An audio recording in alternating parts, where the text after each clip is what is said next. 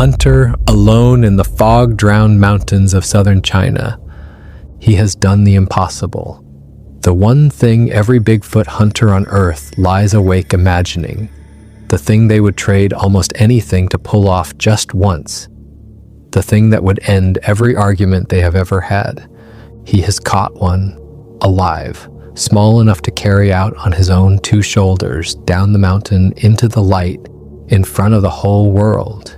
Proof, finally, held in his own two hands. And then he opens the trap, and he lets it walk back into the trees. This is China's Bigfoot, the Yeren, the wild man, and this is the one encounter out of literally hundreds on record that people cannot stop telling each other decade after decade. Not because of what the hunter caught, because of why he let it go. Here is what you have to understand before we go any further.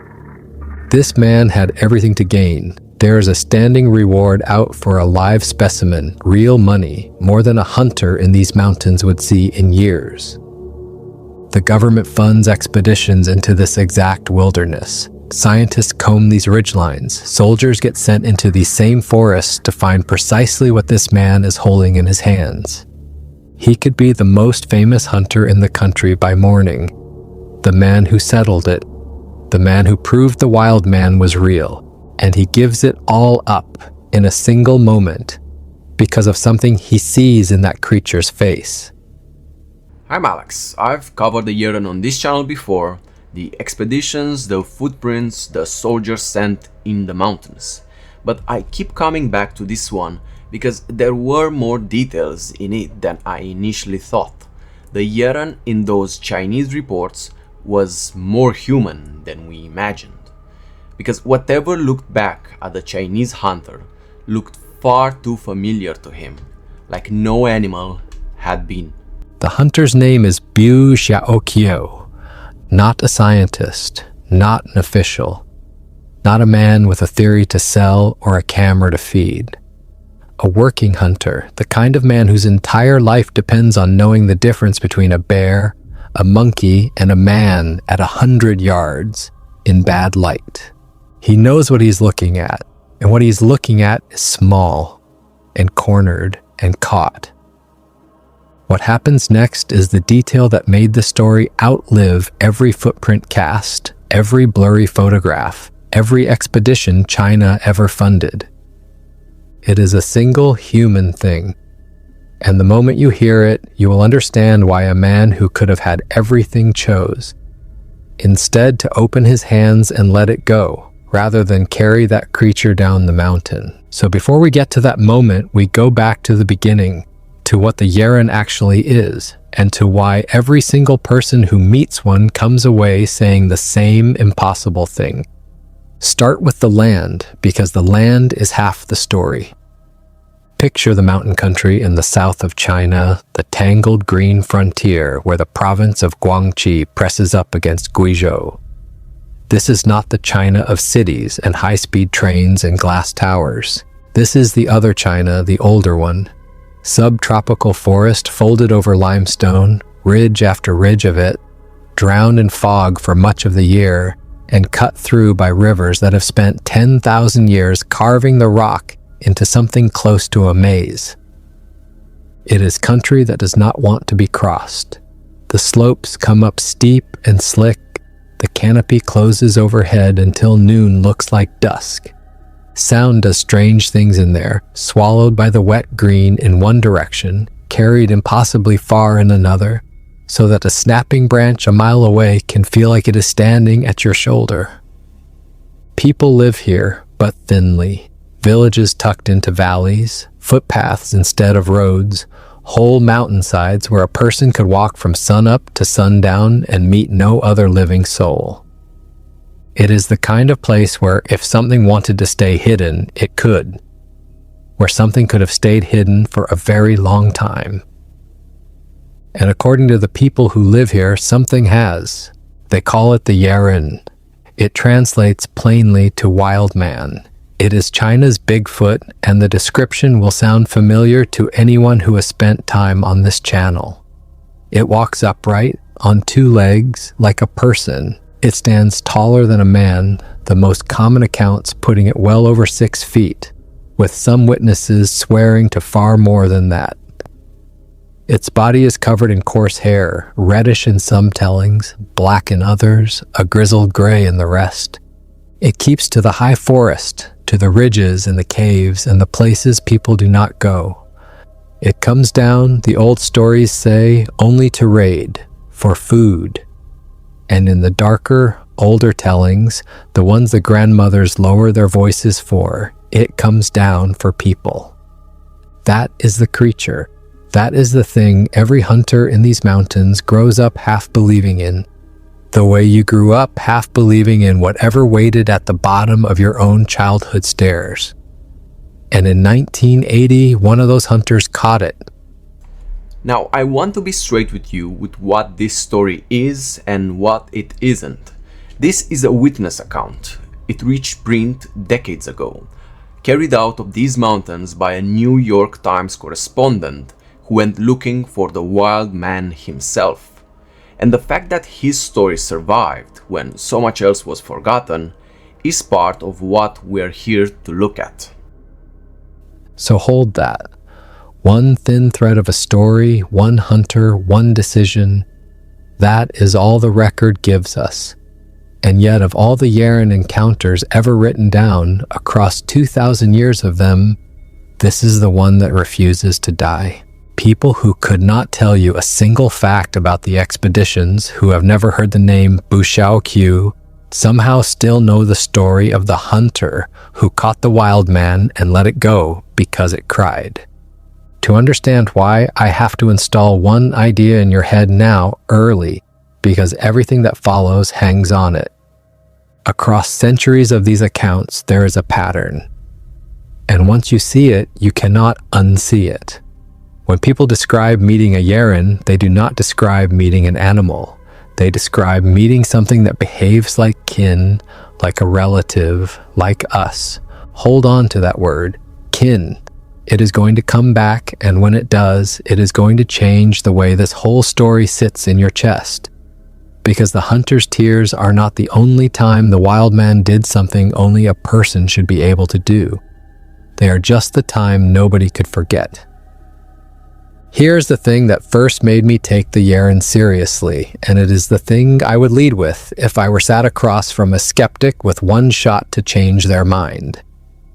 The Yeren is old, not decades old, not a product of grainy film and late-night cable television and a costume in the woods.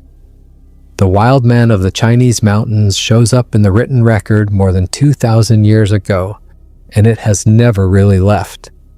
References to hairy wild men in these mountains run back to the Warring States period, around 340 years before Christ, and they thread forward through the centuries without breaking, through the Tang dynasty, into the dry pages of local county gazetteers, the official records where magistrates noted the things that mattered in their districts, into classical poetry, where the mountain wild man appears not as a joke, but as a known feature of the wilderness, the way you might mention wolves.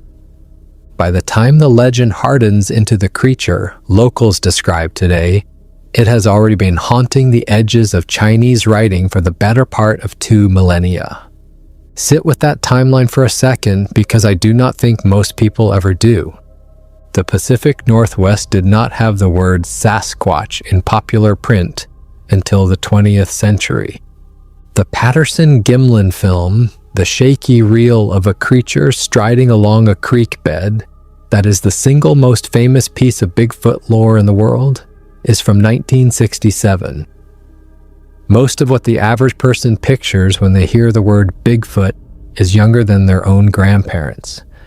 The Yeren predates all of it by roughly 2,000 years. When the first Chinese scribe set down an account of a hairy man-thing in the southern mountains, Rome was not yet an empire. The Great Wall was not yet finished. And already, even then, people in these valleys were telling stories about the wild man on the ridge. And here's the part that genuinely gets me, the part I cannot talk myself out of. 2,000 years. a culture on the other side of the planet with no contact whatsoever with American Bigfoot lore, no shared campfire, no shared books, no possible way to have borrowed the idea, describing the same creature the same way, century after century after century. Either every person in that long chain is independently imagining the identical thing for 2 millennia by coincidence, or there is something out there in those mountains that keeps, every few generations, getting itself seen. I personally think that consistency is the strongest card the Yeren holds, stronger than any single piece of hair or any one footprint cast. You can wave away a single sighting, anyone can be wrong once. You can wave away a decade of them, write it off as a fad, a regional panic, a story that fed on itself. It is a great deal harder to wave away 2,000 years of people who never met and never could have met, separated by centuries and dynasties and the simple fact of death, all independently reaching for the same words to describe the same thing on the same mountains. Something has to account for that.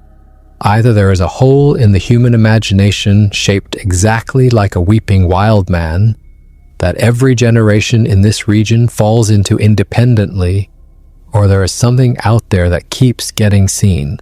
I have walked through the modern expeditions on this channel before, the soldiers and the scientists and the casts, so I won't relitigate all of it here. But the deep history matters enormously for our story because it tells you what kind of legend Bu Xiaoqiu was hunting inside of. Not a fad, not a hoax 3 winters old. Not something a film crew cooked up. Something his ancestors and their ancestors had been whispering about for longer than most nations on Earth have existed. When his trap closed on the wild man, it closed on the oldest monster in China.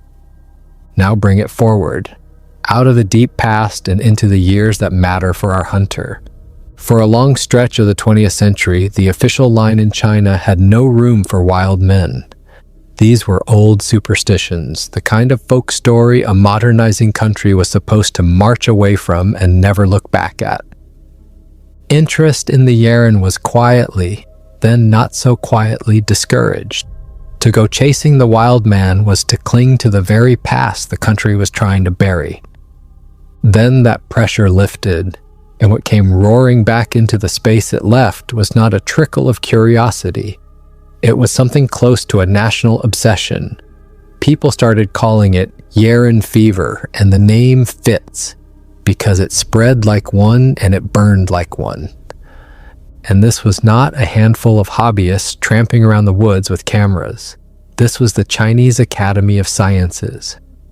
Real institutions, real scientists, mounting real, large-scale, state-backed expeditions into the mountains to hunt the wild man down and drag it into the light of proof. Teams of researchers, soldiers attached to the search, men with discipline and equipment, an effort with the weight of the state behind it, pointed like a spear at one question that had gone unanswered for 2,000 years. Over the years, more than 400 people would come forward, claiming to have seen the creature with their own eyes in the wild, mountainous heart of the region. 400. And the expeditions themselves did not come back empty-handed, not entirely. They returned with hair that the labs could not easily match to any known animal. With footprints pressed into the mud and cast in plaster, some of them enormous. With droppings that did not fit the usual catalog. With what some of the searchers believed was a nest, a sleeping place, woven and bent together by something large enough to need one. Never the thing itself, never a body, never a creature in a cage that a skeptic could walk up to and touch. But always, always just enough. Enough to keep the fever from breaking, enough to send the next expedition out in the spring. This is the world Bu Xiaoqiu is hunting in. And I need you to feel the full pressure of it pressing down on that mountainside, because without it, his decision makes no sense at all. There's a reward standing for a live specimen. Real money, more than a hunter working these forests might see in years of good seasons. The entire scientific apparatus of a nation is turned toward these mountains, hungry for one single thing and failing year after year to lay hands on it. Soldiers and scientists, with their funding and their training and their plaster and their patience, cannot catch one Yeren. And then a working hunter, alone with a trap and a lifetime's knowledge of this forest that those expeditions would have killed to possess. He does a thing that none of them with all their resources could do. He catches it. And then he does the one thing not a single person in that fevered, desperate, reward-dangling country would have predicted. Let me tell you what we actually know about the man himself. It will not take long, and the shortness of it is a part of why this story haunts me the way it does. His name was Bu Xiaoqiu. He was a hunter working the mountain forests of the south, in the country around Rongshui, in the tangled borderlands where Guangxi and Guizhou blur into one another until the line between them stops meaning very much. The year was 1980, the fever at its absolute height, the whole region crawling with people who wanted exactly what he was about to find. And that very nearly is the whole of it. We do not have his face. We do not know his age, whether he was a young man with strong shoulders or an old one who hunted out of habit and need. We do not know whether there were children waiting for him in some valley village, or a wife, or no one at all. We do not know what he did the rest of that year or the rest of his life, or what finally became of the man who, for one strange afternoon, held the oldest mystery in China in his hands. The record hands us 4 things and nothing else: a name, a place, a year, and one decision. Everything else about him has been swallowed by the same fog that swallowed the creature. I have thought hard about how to tell you this part honestly, because it would be the easiest thing in the world to invent a man here, to give him a tragic backstory, a dead child, a soft heart with a reason attached to it. Anything to make his choice feel explained and tidy. I am not going to do that to you. The truth is that we have a silhouette, not a portrait, and I would much rather you sit with the real, frustrating, incomplete outline of him than with a comfortable fiction I painted in to fill the silence. But here is what the silhouette alone tells us, and it is not nothing. In fact, I think it is the most important thing in the whole story. He was a hunter, not a tourist, not a believer chasing a thrill, not a scientist who needed the creature to be real to justify a grant or a career or a book. A man who killed animals for a living, who knew the forest, every sound and shape and shadow the way you know the layout of your own home in the dark. Who could tell you, without thinking, the difference between the bark of a deer and the cough of a leopard, the track of a boar and the track of a bear? I personally think that makes him the single most trustworthy witness in this entire story, and it is not close. A man like that does not spook at a bear. He does not mistake a sun bear standing on its hind legs, or a macaque, or a trick of the fog and the failing light, for something it isn't. He has seen all of those things 100 times. They do not frighten him and they do not fool him. So when a hunter, that hunter, tells you the thing in his trap was not an animal he recognized, and that it did something no animal he had ever caught had done, I am inclined to stop and lean in and listen. Because if anyone on that mountain knew exactly what he was looking at, it was him. Here is how the story is told. Bu Xiaoqiu's trap closes on something in the high forest, and when he comes to check it, walking up through the wet ferns the way he has 1,000 times before, what he finds waiting in the snare is not the boar or the deer or the muntjac he might have expected. It is not anything he has expected. It is small, young by the telling, a juvenile, and it is unmistakably the thing the whole country has been tearing these mountains apart to find. Ape-like, but not an ape. covered in coarse hair, but wearing a face that does not belong on any animal he has ever pulled from a snare in his life. Small enough to carry down on his back. Caught and held, and his. Now put yourself on that mountainside with him. Really put yourself there, because this is the hinge the whole story turns on. Everything he has ever wanted is in that trap. The reward, the real money, more than years of hunting could bring. The fame, his name in every newspaper in the country by week's end. The end of the argument, the final proof that would settle 2,000 years of whispering and hand it to him personally as the man who did it. The expeditions failed, the soldiers failed, the scientists failed, and he alone succeeded. All he has to do is the simplest thing in the world, the thing he was born to, the thing his hands already know how to do without being told. Secure the catch and carry it down the mountain. And then the creature looks at him. There is a moment here that the story holds very still on, and I want us to hold still on it too, because the hunter did. Hunter and caught thing, face to face, in the wet green quiet of the high forest, with the fog moving slow between the trees and no other living person within miles. He is deciding. He does not know it yet, but the entire rest of his life is balanced on the next thing he chooses to do. And so, in a way, is the reason you and I are here, 40 years on, still talking about him. And while he stands there deciding, the creature's eyes begin to fill. Not a blink, not a flinch against the light, not the wet shine of an animal's eye. They fill and they brim and they spill over and run. The exact way you have watched a frightened child's eyes fill when they have tried everything else and run out of every other thing a small cornered creature can do. The small caught thing in the trap of the most successful wild man hunter in the history of China begins, quietly, helplessly, to cry. And Bu Xiaoqiu, who has everything he has ever wanted finally in his hands, reaches down and opens the trap and lets it go. Let me tell you why that detail, of all the details, is the one that mattered, why it is the reason this story survived, and the reason we are sitting here with it now.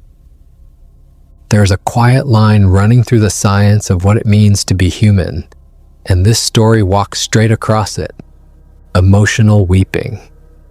Crying that comes from feeling, from grief or fear, or the simple, unbearable weight of a moment, rather than from a speck of grit or a gust of cold wind.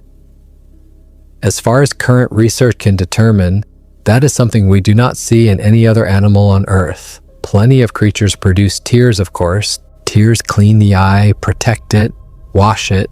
That is plumbing, and it is everywhere in the animal kingdom. But tears that fall because of what a creature feels, those, as best we can tell, belong to human beings and to human beings alone.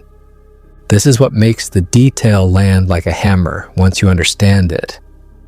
Other animals come close to us, and the closer ones come achingly close. Primates use tools. Elephants grieve their dead and return to the bones. Apes can laugh, can be taught signs, can deceive and console and remember. The gap between us and them is smaller and stranger than we used to comfortably believe. But the weeping, the tears of sorrow, falling from feeling, that one thing has stubbornly refused to cross the gap. It sits, as far as we know, on our side of the line and nowhere else. So look hard at what the hunter is actually claiming, now that you know that. He is not saying, I caught an ape. An ape would have been the discovery of the century all on its own, and it would have asked nothing impossible of you. He is saying something far stranger and far heavier than that. He is saying, I looked into the face of the thing in my trap, and I watched it cry the way only a person cries, and after that, I could not carry it down the mountain. After that, my hands would not do it. And that, I personally think, is the whole reason this story outlived everything around it. China pulled footprint casts out of those mountains. Hair, droppings, even a nest, and all of it has faded into footnotes. But this one, it didn't fade, because of evidence you can't argue against. A face crying in a trap. You carry that with you. He did, and now, so do we. Now here's where I have to be careful with you and honest, because honesty is the only thing that makes this channel worth your time. There is a version of me that is supposed to step in right here at exactly this moment and explain the whole thing away. To tell you the hunter was tired or superstitious or simply lying. To remind you that a thin, single witness story carried down out of the mountains and into print over 40 years ago is precisely the kind of story that grows a beautiful, perfect, unforgettable detail somewhere in the long retelling. That the tears might have been added by the 10th mouth to tell it, not the first. And maybe that is all this ever was. I am not going to stand here and tell you it's impossible, because it isn't. And you would be right not to trust me if I did. But chew on the alternative with me for just a second, because I promise you it is stranger than the easy answer. And stranger is where this channel lives. For the story to be a lie, a barely recorded hunter, a man who left no other fingerprint anywhere in history, who we cannot even describe the face of, had to invent the single most sophisticated detail he possibly could have chosen. Think about what a liar reaches for: big teeth, a terrible roar, glowing red eyes in the dark, size, menace, horror, the cheap and frightening things, because those are the things that make a good monster story around a fire. And this man reached past every one of them. He skipped the teeth and the roar and the glowing eyes entirely. And he chose instead the one single trait in all the world that would make his creature not a monster at all, but a relative. The one human thing. Tears, by accident, on the first try. Without, as far as we can tell, knowing the first thing about the biology that would one day make that exact detail so impossible to dismiss. So you are left with two doors, and you have to walk through one of them. Either Bu Xiaoqiu was the most quietly, accidentally brilliant liar in the entire history of cryptid lore, a man who stumbled onto the perfect detail and never knew it, or he saw exactly what he said he saw. I cannot close either door for you, and I am not going to insult you by pretending that I can. Here is what turns this from one strange story into something that genuinely unsettles me. Bu Xiaoqiu is not alone. Pull back from his trap and look at the other encounters logged in these same mountains in these same years, and a pattern comes up out of them that is hard to shake off. Over and over, the Yeren does something an animal is not supposed to do. In September of 1979, the year before the hunter's catch, in these same mountains, a cow herd crosses paths with a Yeren. And the encounter does not go the way you would expect a meeting with a monster to go. The creature takes hold of his wrist, and it does not attack, it does not drag him off, it simply holds him by the wrist and keeps holding for a full half hour, 30 endless minutes, of a wild thing's hand closed around a terrified man's arm. And then, before it finally lets him go, it laughs. Now, I want to be precise here, because precision is the entire point, and getting it wrong would cheat you. Laughter is not ours alone, we know this. Apes laugh, other primates laugh, in their play and their roughhousing, a panting, open-mouthed laughter that any keeper will tell you about. So the laughing cowherd story, as deeply eerie as it is, sits one rung down from the hunters. It is uncanny, but it is not impossible. And that is exactly, precisely, what makes the tears the rarer and stranger and harder claim. Of all the human things the Yeren is said to do across all these accounts, the weeping is the only one with no animal echo at all. The laugh has a known door back to the animal world. The tears do not. Go back another year, to 1978. And the story somehow gets stranger still. A group of hunters are sitting around their campfire after dark, deep in the mountains. And a Yeren walks up out of the black tree line and joins them. It does not raid them. It does not roar or charge or snatch their food and run. It sits near the fire with the men who are so paralyzed with fear that they do the only thing they can think to do, which is to hold perfectly still and pretend, with everything in them, not to see it. And then, when the fire begins to burn low and the dark begins to press back in, the creature reaches over and feeds wood into the flames. Sit with that one for a moment, because it may be the one that unsettles me most of all. A wild thing out of the night that understands fire. That understands a fire is a living thing that must be fed or it dies. There is no instinct in the animal world that teaches an animal to tend a flame. Animals flee fire. They do not nurse it. What the hunters described that night is not instinct. It is something far closer to knowledge and to comfort and to the oldest human scene there is, a circle of faces around a fire in the dark. And it is not only frightened hunters and lonely cowherds telling these stories, the kind of witnesses a skeptic finds it easy to wave away. In 1976, the encounter that helped light the entire fever in the first place, a vehicle carrying local officials, men of the state with reputations to protect and every reason in the world not to indulge a folktale, ran into one of these creatures on a remote mountain road. And even those men came away insisting they had seen it. That sighting did not get buried. It helped launch a national search. So line them all up, side by side, and look at the shape they make together. The one that wept in the trap. The one that held a man's wrist for half an hour and then laughed. The one that sat down at a stranger's fire in the dark and reached over to feed it. Grief, humor, knowledge, comfort.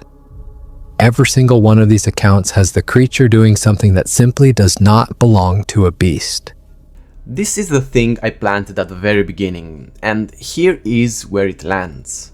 When people meet the Yeren, they do not describe an animal. They describe kin.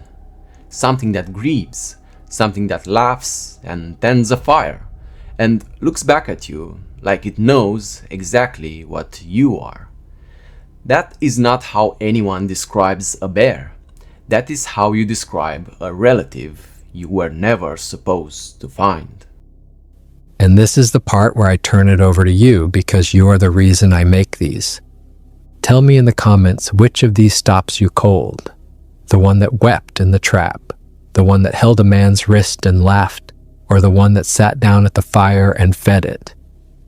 I read these. I have been doing this on this channel long enough to know that some of you have your own, and those are the ones that keep me up. So put it down below, and let's compare ghosts. So what was in the trap?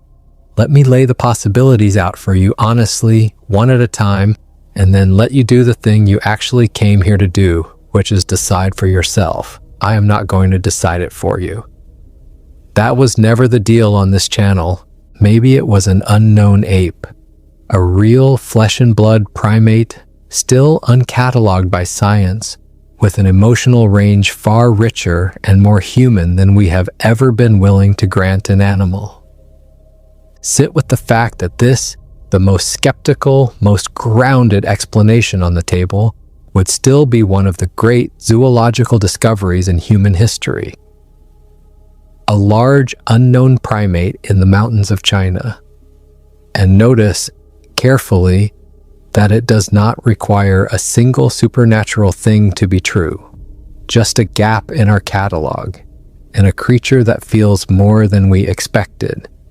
Maybe it was something older and stranger and closer to home, a relict hominid, a surviving branch of our own family tree, a cousin we long ago filed under extinct, still walking the most remote and unwalkable forest left on the planet.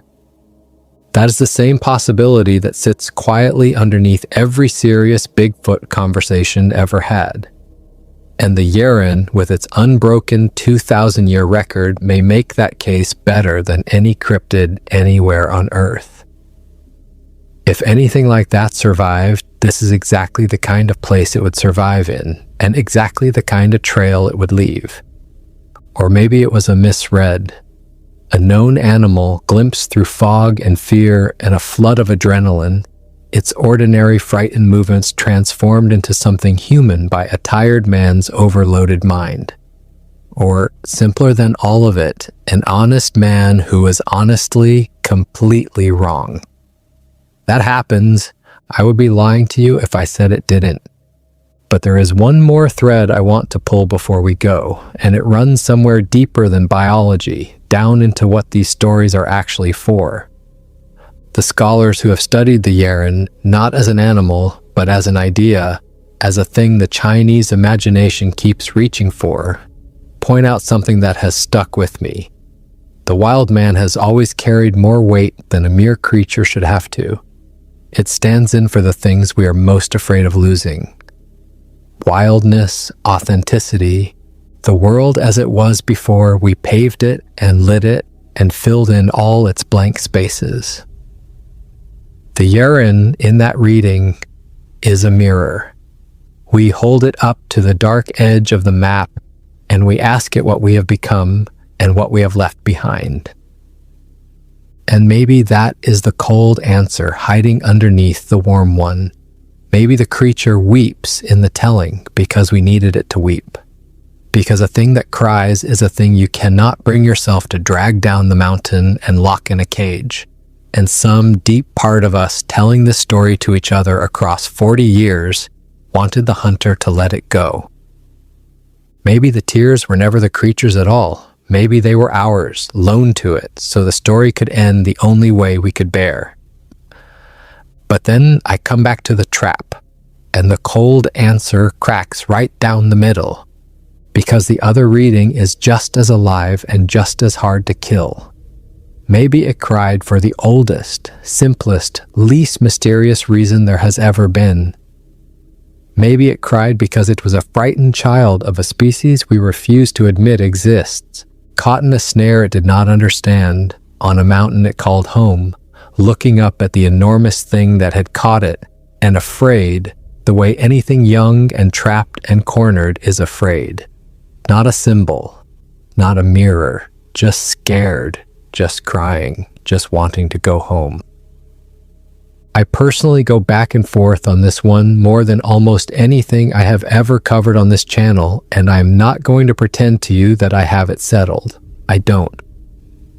But I keep landing again and again in the same place. And it is the hunter who puts me there every time, because he had every reason to lie in the other direction. Every single pressure on that mountainside pushed him one way, toward carrying the creature down and collecting everything that was waiting for him at the bottom. The fame, the fortune, his name in history, the lie that wins a man, all of that I can dismiss easily, because I understand exactly why someone would tell it. But this is not that lie. This is the lie that costs you everything you have ever wanted. And that one, the lie that empties your hands instead of filling them, that is the one I have never in my life been able to dismiss. Because nobody tells it. People do not invent stories where they themselves walk away from the prize with nothing. That is not how lies work. That is sometimes how the truth works.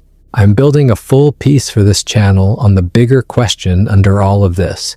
Whether these creatures, the Yeren and the Sasquatch and all their cousins, could be a single surviving species that we have simply never managed to catch. It connects to this story in ways I think will genuinely surprise you, so stay close to the channel because that one is coming. Let me leave you where the hunter left it. On a fog-wet mountainside in the south of China, a man stands beside an open trap. His hands are empty, the reward is gone, the fame is gone. The proof that would have ended a 2,000-year argument forever is walking away from him, small and unhurried, back into the trees. And in a moment, the fog will close behind it, the way fog does, and it will be as if it was never there at all. He goes home with nothing. Nothing except the one thing he could never put down again as long as he lived. The memory of a face in a snare looking up at him and crying. Everyone who meets this creature comes away describing the same impossible thing. Something that grieves, something that laughs, something that warms itself at a fire it knows how to keep alive, and holds a man's wrist for half an hour and looks back at you across a trap like it knows exactly what you are and exactly what is about to happen to it. Something like us. And the man who came closer to it than anyone in 2,000 years, who had it caught and held and entirely his for the taking, chose to let it keep it secret rather than carry it down out of the fog and into our world, and into our cages and onto our examination tables. I know this much. Somewhere in those mountains, if the story is true, there is something that knows how to cry. And the only man who ever held it decided that the kindest thing, maybe the only thing, was to open his hands and let it disappear into the green.